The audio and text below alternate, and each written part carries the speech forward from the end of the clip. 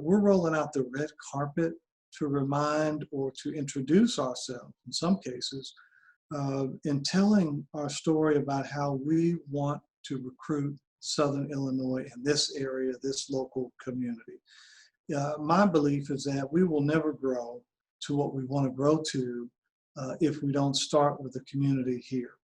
Yeah. So we must focus on students that are right here in the backyard first, right? It's a pride point.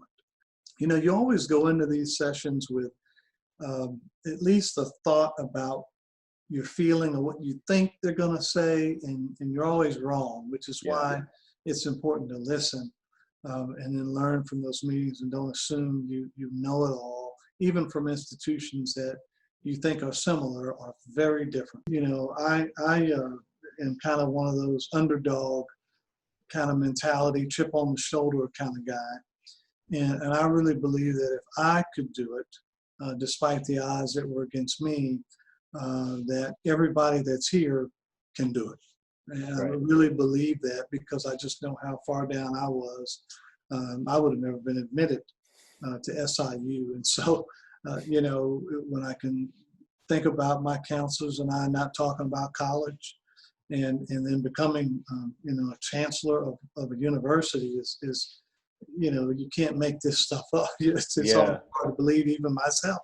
And so I think the grit, the hard work, determination that we have that's within the culture of not only the region, the institution, the employees, I think that is what really makes all the difference. Now, we've lost some of that, just being real honest with you, because anytime you're on the front page about enrollments declining, you know, it has a tendency to kind of pat you down a little bit. You know, you don't want to be as prideful as you need to be. And I noticed that too, walking around for some, is that some have lost their pride. And we've got to find a way to make sure we light the fire again and bring that pride back and make sure people know that we've always been a great university. Right. And even during some very tough times, which a lot tougher times than enrollment, by the way, you know, where this institution has still not had to survive, but had to thrive in the face of adversity. And it's done that, and it will continue to do that.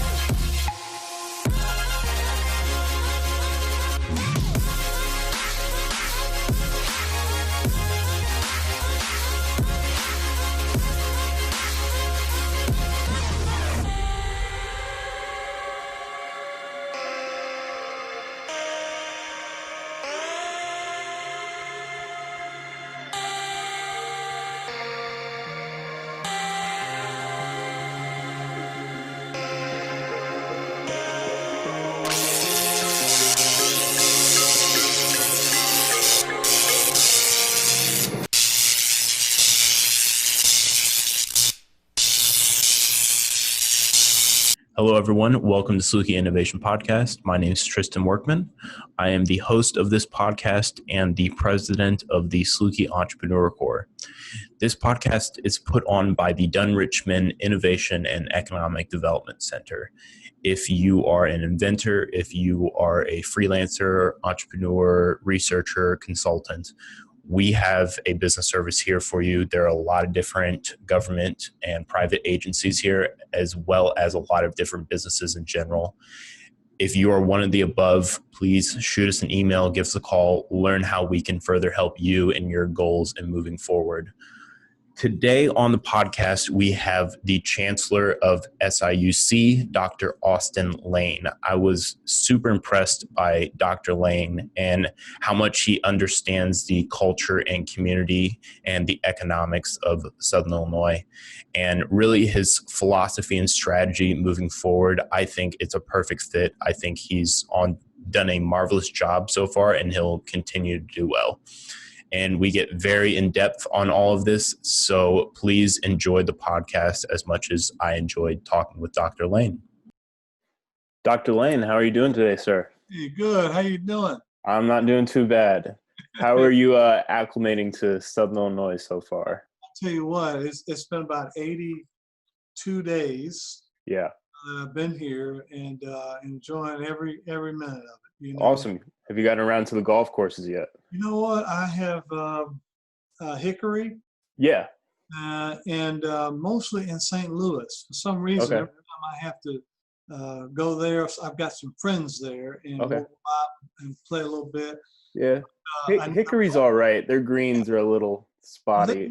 Yeah, Yeah, yeah, I can tell. So Jackson, the Judge Gilbert wants to go to Jackson yeah.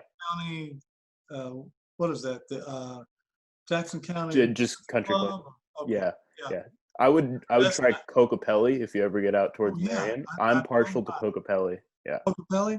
yeah. Cocopelli's Oh, nice. okay. Okay. Yeah, Now we looked at a house out there, but I yeah, thought it was too far. I said, no, we need to be in Carbondale, but yeah. it was right off of one of those holes. It looked nice. Yeah, yeah, they have a really nice course out there, and Stone Creek out in Makanda isn't bad Oh, either. Stone Creek. Okay. Yeah, yeah, Yeah. that's not as far, and it's a little bit more Uh-huh. secluded. Right out So yeah, a couple of minutes that way. Yeah. yeah.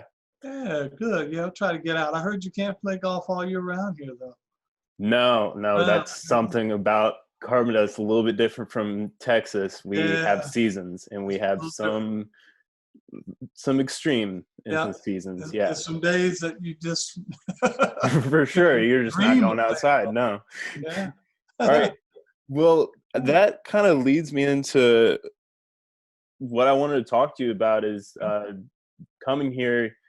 What kind of what kind of made you choose Carbondale? You come from such a unique background, and you have extensive research, particularly in the minority field, African Americans thriving on campuses. And when I reached out to you initially, you gave me such an insightful and just well thought out response. I was wondering if you could kind of iterate that and explain what some of your research has led to on why Yeah. not only students thrive, but particularly students in the minority field thrive in school.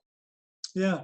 When I was researching Southern Illinois University, um, I just kept thinking to myself, boy, this is the best kept secret. Yeah, Because not many would realize that we're one of few R2 doctoral research universities in the state of Illinois. And if you had to rank us, we'd probably be out of the publics number 3. yeah, There are 2 R1s above us with University of Illinois and University of Illinois Chicago. But then it's us. yeah, And so, when you think of our position there, and then you think of the economic engine that we are in Southern Illinois in the region, and just, Illinois is not like a Texas, but if you think about what we operate with within our region, we are a powerhouse. it's Uh, special. It really it, is. it really Yeah, is. And so we start thinking about enrollment and recruitment and being a first choice university, especially for students in the Southern Illinois region. right. You shouldn't have to go anywhere. We're a flagship university in the state. And so I was attracted being able to step up. Where I came from was not a flagship. Yeah, So in Texas, the only flagships are UT Austin right. and Texas A&M. That's it. Yeah, And so I was very excited about coming here because this is a flagship university, just right. with its doctoral research status, with the size, even though some people would say, well, we're only at 11,000, almost 12,000 students. There are not a lot of universities that are at 11,000. I mean, I know it's not where we want to be, but there are not many that are there.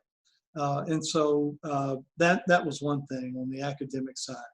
The other was where we are geographically, Oh, back okay. to where we are. So we sit almost in the middle of a hotbed of cities that surround us that Yeah, are populated. I think that You surprises know, a lot of people just how yeah, accessible large metropolitan areas it's are to the area. Yeah, very close. with You can get, Nashville, Chicago, St. uh, Louis, yeah, yeah, yeah. Memphis. even push out to Kansas City, in some Right. other spots. And so we have an opportunity for recruiting, as we call through the U, because we sit right in the middle of it. Everything Right. else is around us. We can obviously go north. We know what's north. And so we've got a great opportunity with our academic programs to do that. So that was what was refreshing. Yeah. To see an institution of this magnitude with this history be the true flagship and the engine for Southern Illinois. Again, in Texas, people know the engines. They know what universities they are. Right. And that's why those students usually get the best jobs. They usually get the best internships when they come from those schools. And that's what we want to make sure we have happen here. Right. That when students finish with a Southern Illinois University degree around this region, around the state, people look and say, yep, we need to hire that Saluki. We need to, they came from SIU. We know what they're doing down there or up there, depending on where you're coming Right. from, or over there. But that's what attracted me here. Yeah. So what I found when kind of trying to learn a little bit more about you, which I thought was refreshing, being born and raised here and living here most of my life, is you focus so much on community and student engagement. And you said we need to be recruiting heavily in the area. And like, what does that look like for you? Why is that so important, just getting that community engagement involved? You know what? The beauty of having a university of this magnitude in the backyard, so to speak, of this community is that it is here in the backyard. Right. And it's got so much to offer. But you sometimes, universities of our size and stature, we take for granted the local community. Yeah. And even though we are physically located here, we're only physically located here. There's no connection. Yeah. So what I was excited about when I talked to superintendents, I've been talking to the superintendent of Carbondale, superintendent of Marion, we had a call with him this morning, Carterville, Murfreesboro. We're rolling out the red carpet to remind or to introduce ourselves in some cases in telling our story about how we want to recruit Southern Illinois in this area, this local community. My belief is that we will never grow to what we want to grow to if we don't start with the community here. Yeah. So we must focus on students that are right here in the backyard first, right? It's a pride point. That's a community pride point. It's an economic development pride point. Our teachers out of the College of Ed, we want them teaching in the schools here, right? Every major that we have, we'd like for them to stay here if they can. So winning the home front is going to be key to increasing any enrollment. Yeah. Then we can go outside of ourselves, right? We can go out to different regions or different places in Illinois and outside and do the same thing. We can still recruit students in, but the key, I think, is going to be protecting the home front. I was down in Cairo, I think that's what you call it, Yeah. the other day, and I got a new contact in here. That thing is messing me up. Yeah, you're all I good. was down in Cairo, and I was with Senator Fowler. And we had a luncheon with not only Senator Fowler, Representative Bryant, Representative Severin, all of our hometown state reps and senators. And I talked to them about protecting the home front. But Senator Fowler and I went out to the tip of the state of Illinois, where the Ohio and the Mississippi, converge. And I got chills.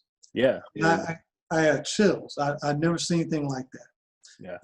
And I felt so ignorant because I just didn't know it. I had no idea. I always wondered, why does Illinois even talk about Missouri or Kentucky?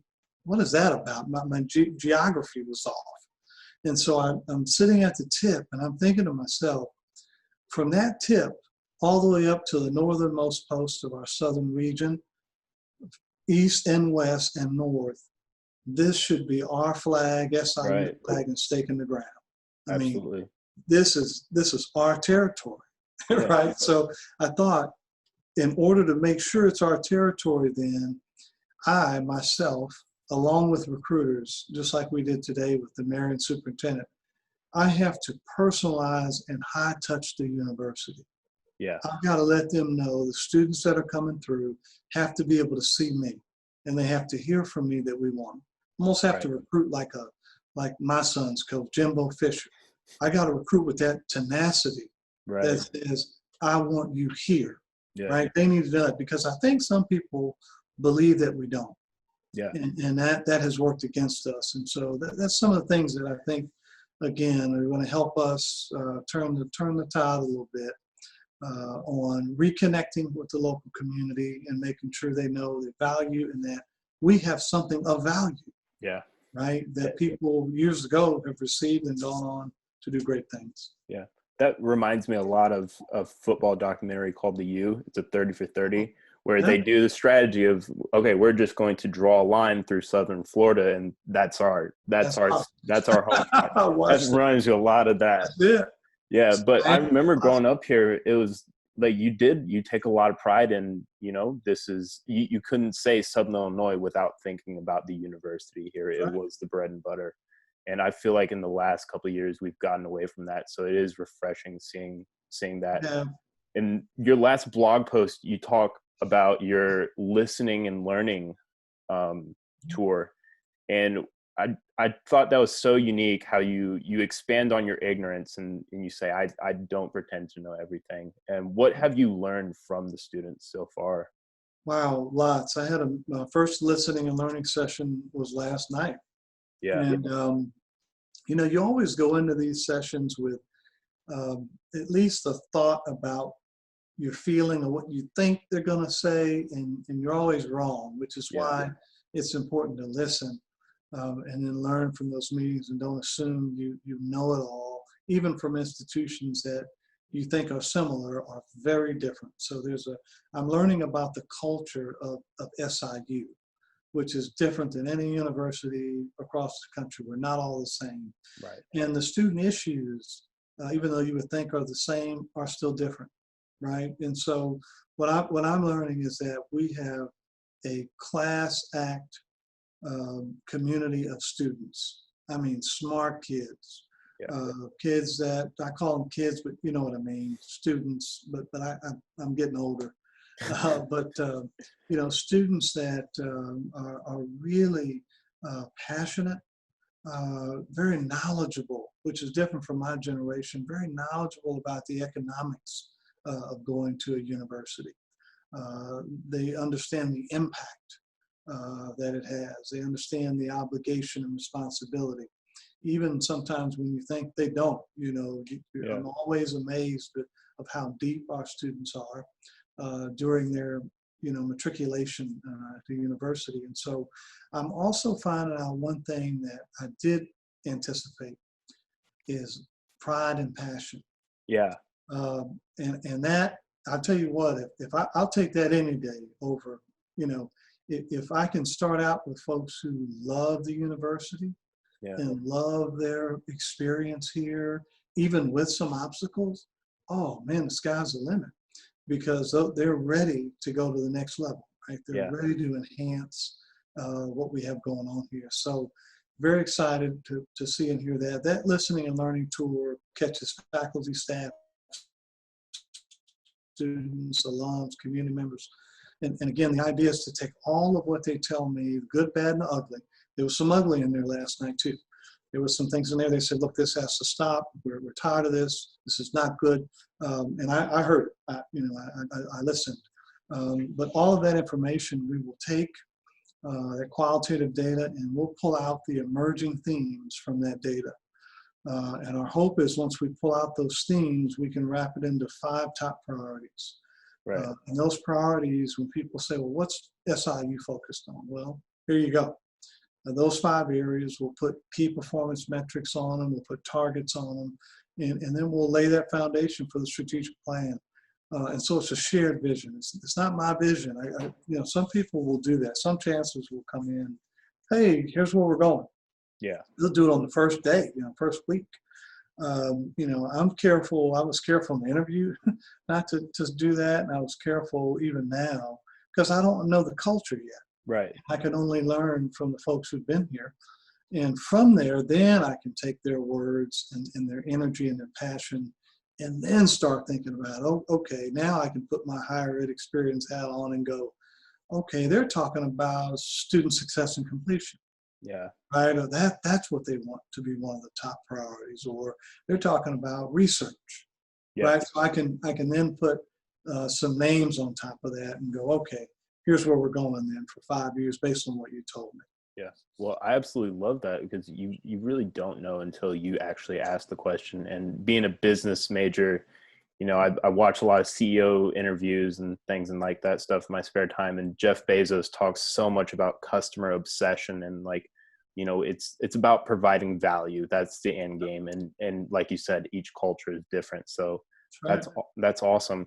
You talk also a lot about helping others and service to the community. And I know you were a first generation college student, and has that played any part in you wanting to pick higher education as the route, and how you help others and further serve people? That's exactly why. Yeah. I see myself as a servant leader. I really see myself as someone who is almost really not a chancellor in the sense of what you'd probably see on TV or out and about with certain chancellors. I almost live for the day to become a chancellor, because I just feel more like a servant, Right. more like a supporter, a cheerleader. I am kind of one of those underdog kind of mentality, chip on the shoulder kind of guy. And I really believe that if I could do it, despite the odds that were against me, that everybody that's here can do it. And Right. I really believe that, because I just know how far down I was.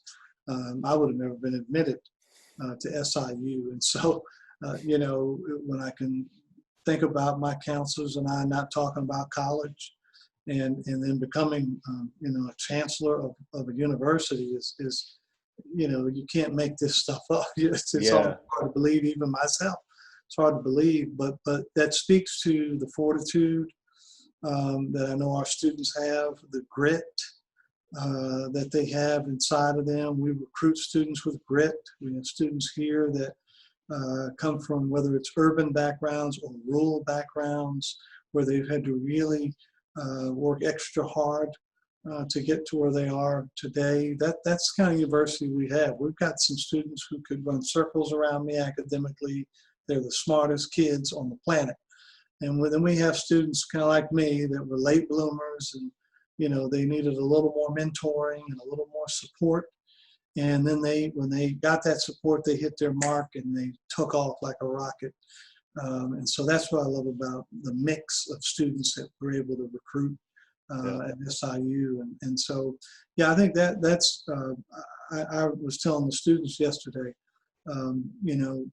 we're only here because they're here. And I know people say that all the time, but when you put the economics to it, if they're not here, students aren't here, we're not here.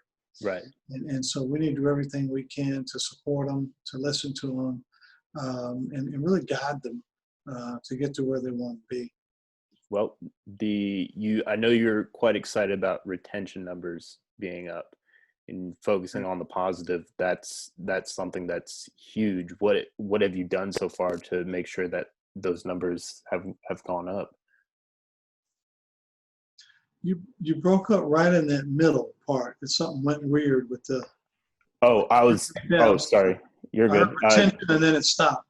Yeah, your retention numbers have gone up, and I know you're quite excited about what have you implemented so far? What's different about the numbers being up so much and all that?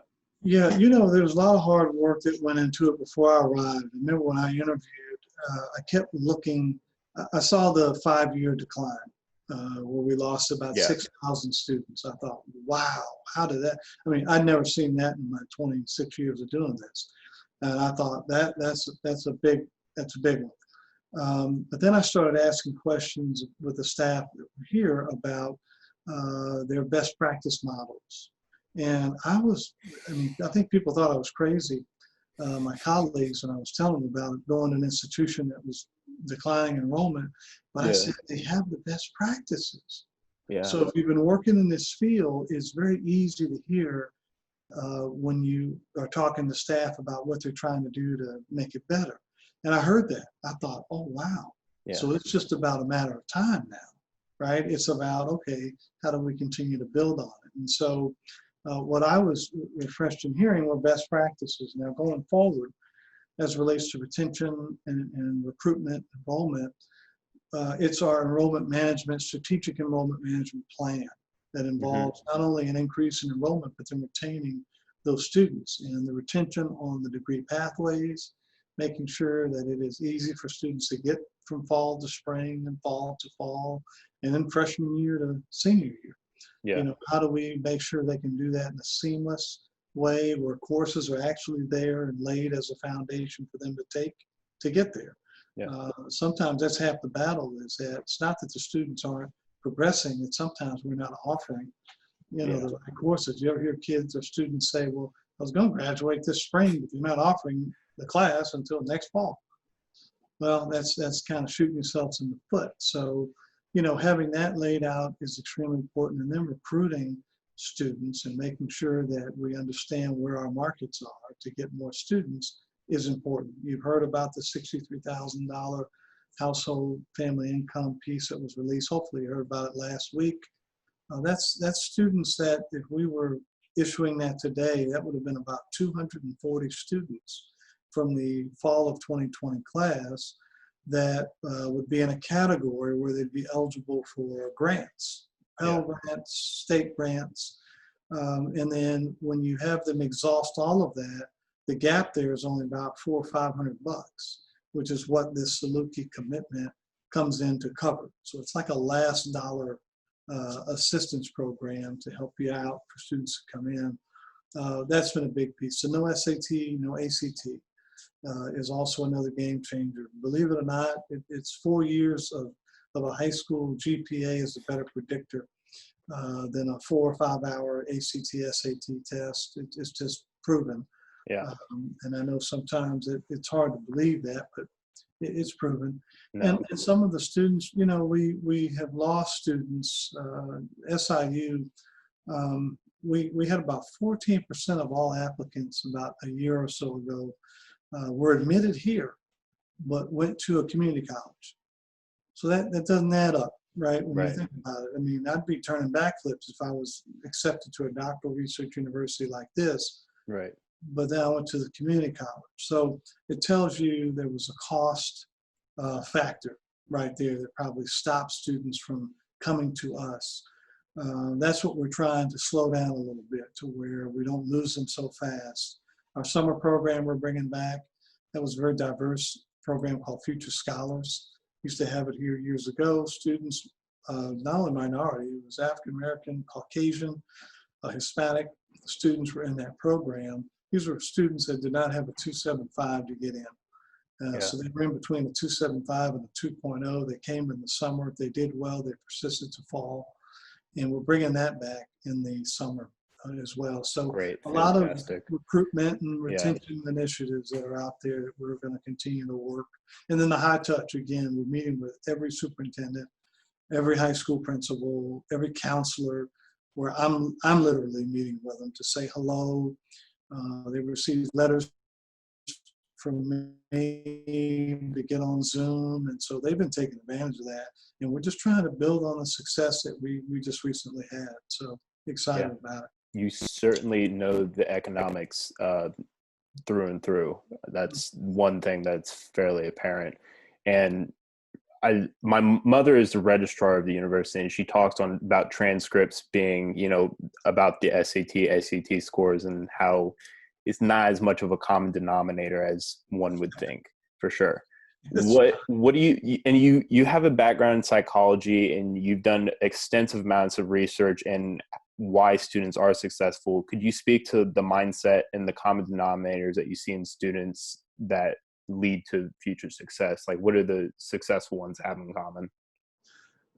Grit. You know, that if I had to sum it up in one word, it's grit. And I think that grit comes from really the culture of Southern Illinois. You know it, right? We were just on Zoom with your mother, by the way. Okay. who bleeds maroon. Yeah. Not only does she bleed it, you bleed it, your grandparents bleed it. I mean, you got a whole family, right? Yeah. That have It's, come through these yeah. doors, not only help build it or you guys run deep in SIU. Yeah.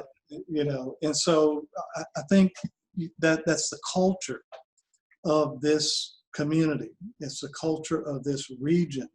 That is Yeah. what's different from Houston. Houston is um, you've almost in some areas have too much privilege. Okay. You know what I mean? Yeah. It's a lot of there's a lot of wealth. There's a lot of resources. Hmm. There's a lot of waste, right?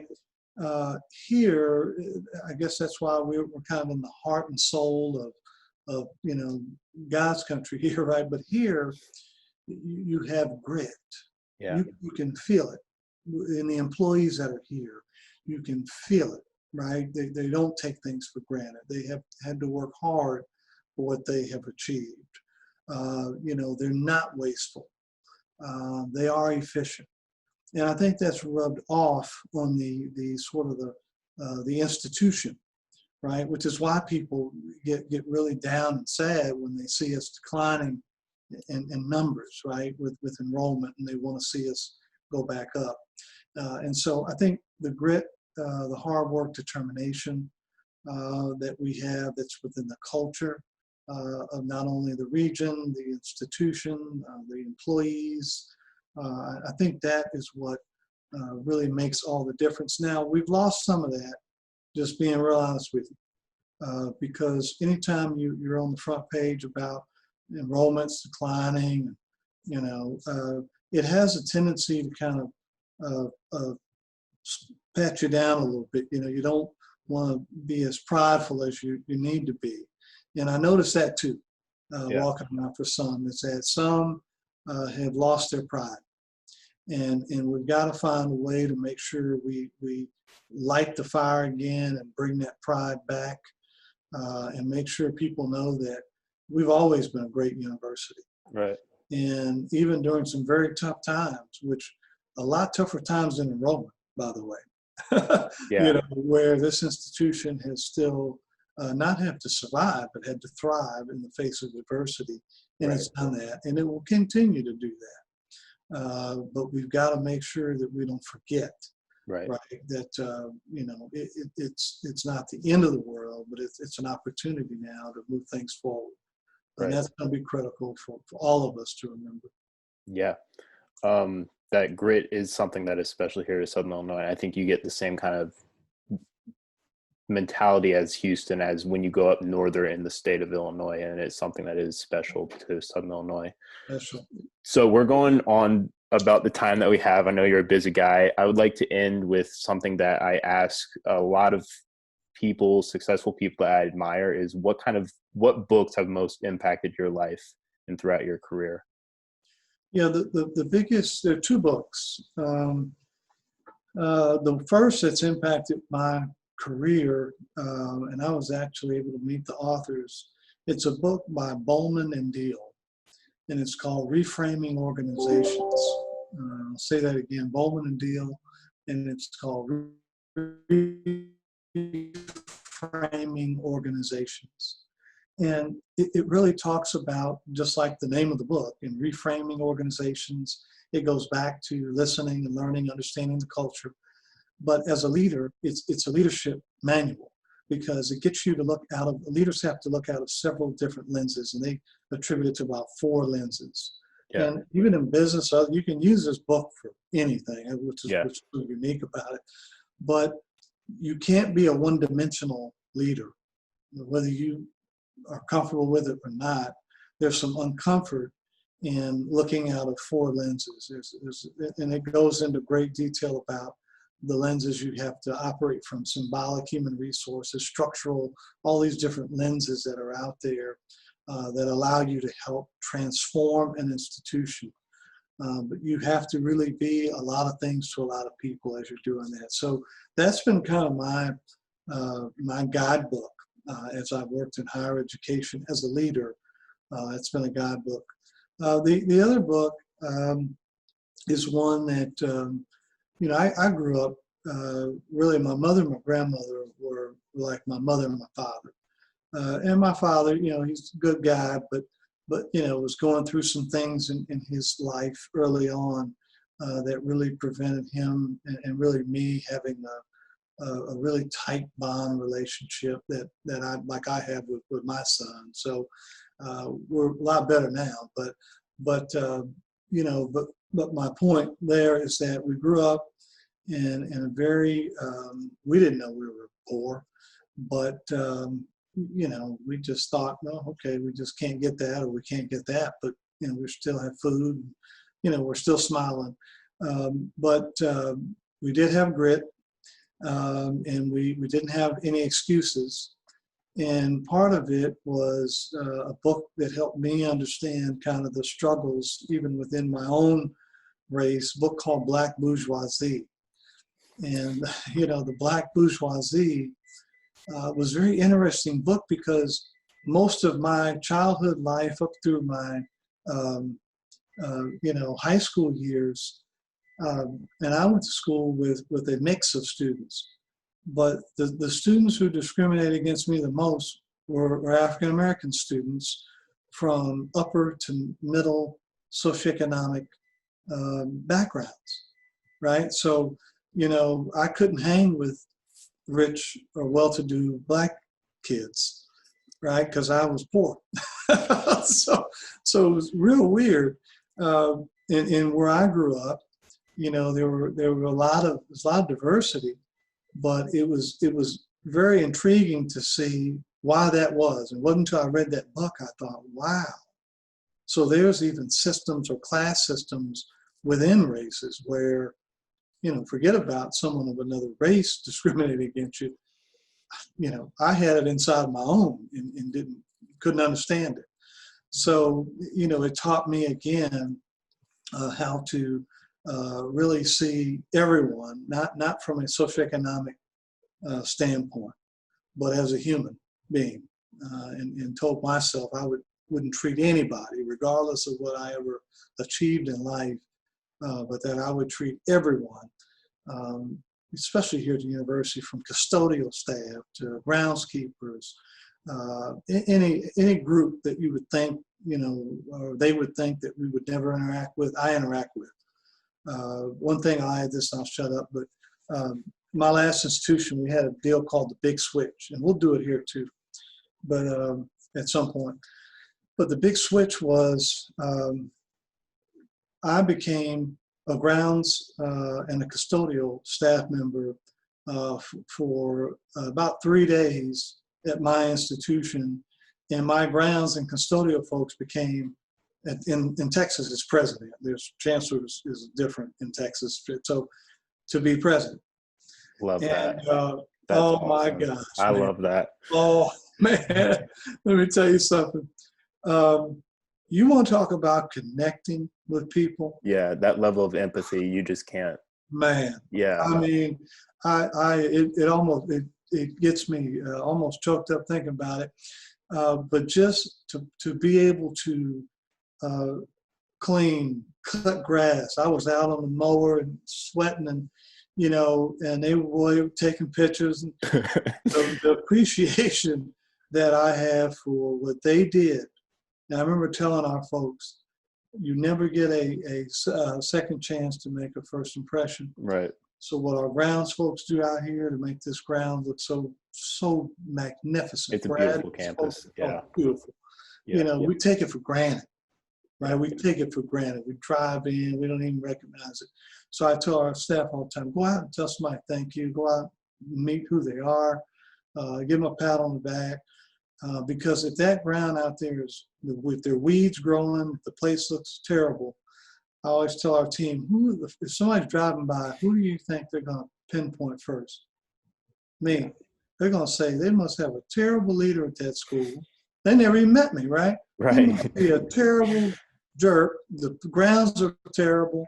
The place is a mess, right? So I always tell them, be careful. The frontline folks are a lot more important than we are. And if we keep that attitude, things do begin to change. The culture changes, right? The morale changes immediately. It's not always about money. Right. You know, we want money.